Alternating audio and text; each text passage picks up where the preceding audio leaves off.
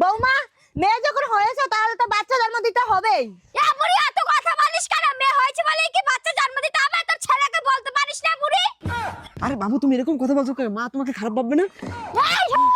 তুই কি কথা বলছিস? হ্যাঁ, আমি কষ্ট হয়ে যাচ্ছে আর তুই তোর মার কষ্ট দেখছিস। সর সর এখান থেকে। তুই আমাকে ছুবিই না, সর এখান থেকে।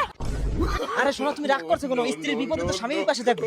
এই সর শয়তান, তোর জানাই তো আমার এই বিপদ হয়েছে। তুই সর, তুই আমার কাছেও আসবি না।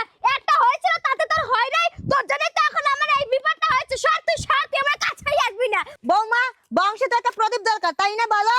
বুড়ি তোর কত প্রদীপ দরকার রে বুড়ি? একটা প্রদীপ তো ঘরে আছে, তা দিয়ে তোর হয় না? তুই কি মরার পর তো প্রদীপ জ্বালাবো বুড়ি, যে তোর আরো লাগবে? দাদা আমি তোমার লাগি ফল নিয়ে এসেছি, তুমি দাঁড়াও দাঁড়াও দাঁড়াও। তুই খা তোর ফল, আমার ফলের দরকার নেই। সর শয়তান, তোর জন্য তাই অবস্থা আমার। কালু রে, গাড়ি চলে আছে, তাড়াতাড়ি নিয়ে চল। হ্যাঁ, চল চলো, চল চলো, চল চল চলো। চল।